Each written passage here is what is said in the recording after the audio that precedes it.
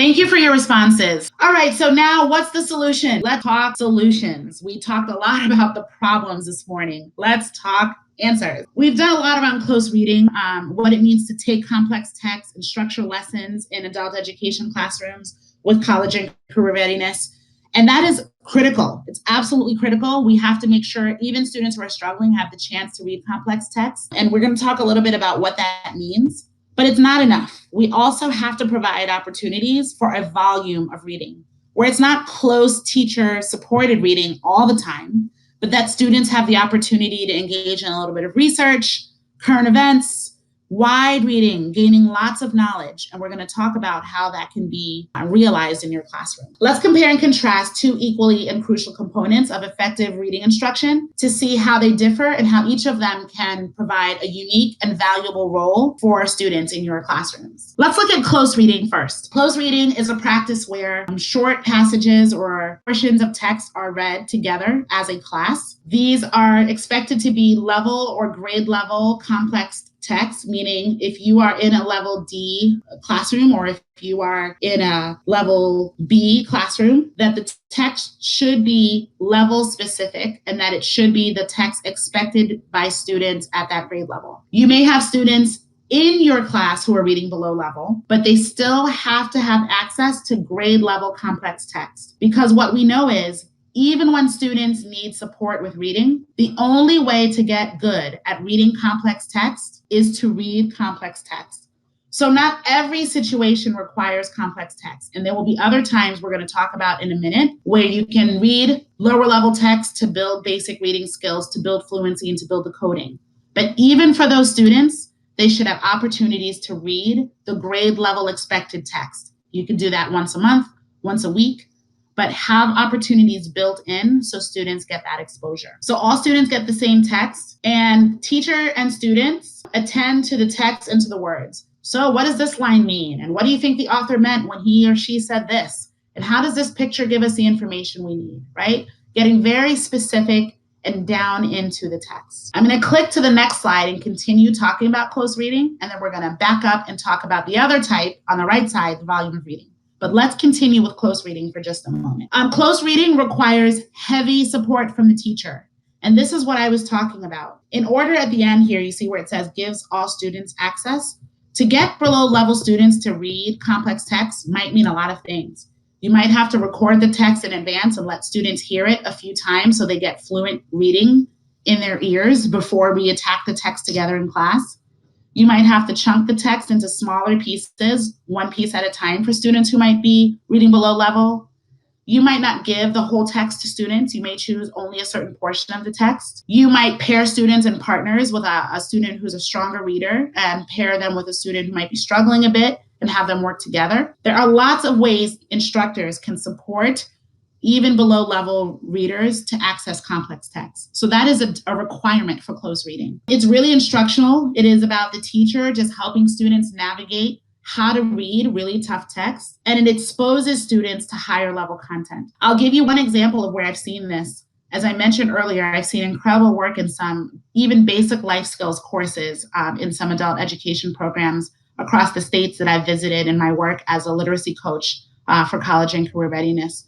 One of the most fascinating stories was a small program in a rural county in Kentucky where young mothers had to complete 12 hours of what they call credit classes. And they did all types of things with them, how to balance a checkbook, how to make a budget for grocery shopping. But one of the most fascinating reading classes was when one of the mothers brought in the prescription warning that came with her child's asthma medication. And the class took that class period, and the teacher made copies for every student in the classroom. And they used that prescription warning as the complex text for the day. And they read it. They helped figure out some of the important vocabulary. They all summarized. And that mother and the other mothers left with a lot of information about asthma and asthma medication and how to make sure their children stayed safe.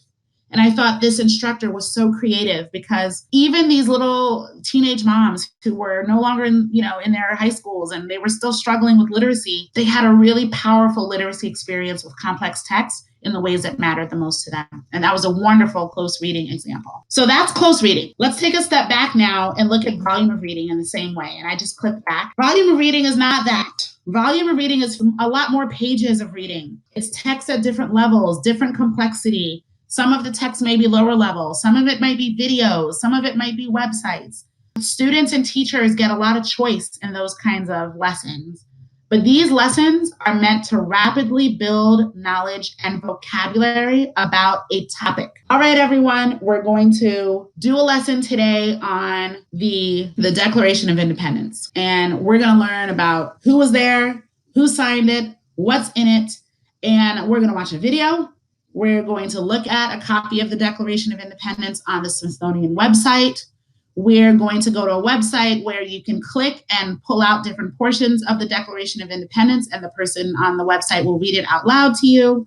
And we're going to spend this whole hour immersing ourselves to build a lot of knowledge and a lot of vocabulary. And everyone's going to move around the room and experience these. And at the end of the class, we're going to answer a question together in a discussion. What a wonderful example of a volume of reading lesson, right?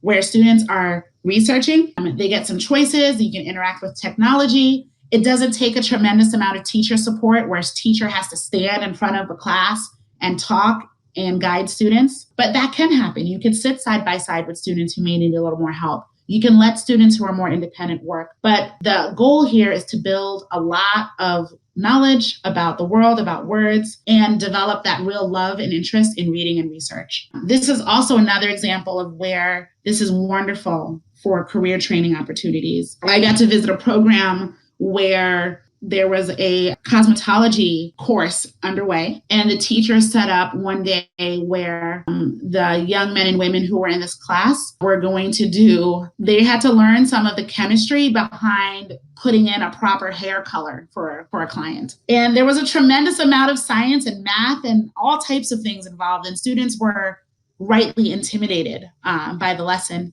But the teacher set up really amazing stations in the classroom where they could experiment with the chemicals. They got to read about the chemicals. They got to watch videos of hair color gone wrong.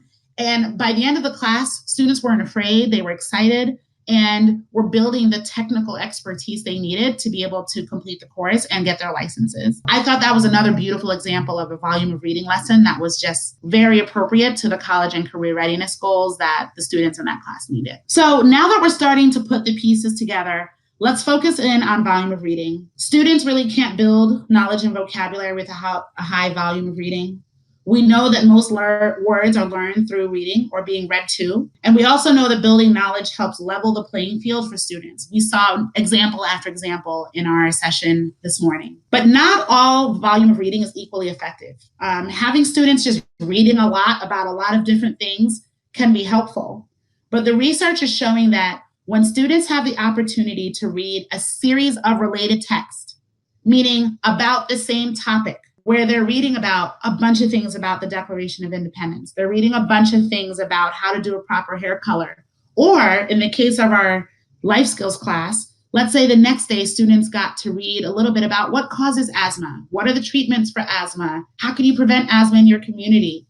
And building knowledge deeply, it actually helps that students can build vocabulary and knowledge 4 times faster if they are reading on topic instead of jumping around from topic to topic. So think about that for a moment as an adult educator who have students in your classroom who have been in schools, K-12, likely in situations that haven't been serving them well. To be able to do anything 4 times faster in adult ed is gold, because it helps us maximize the very little time we have with students.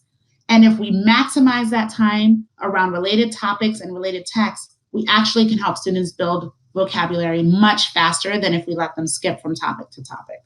So think about how much power that provides us as adult educators and our ability to make up some lost ground for our students. So when can these types of text sets be used, in what context? We already talked about examples in social studies, history, science, and technical topics. You can do it in literature and kind of college preparatory classes. It can be part of homework or classwork, sending students off to do research.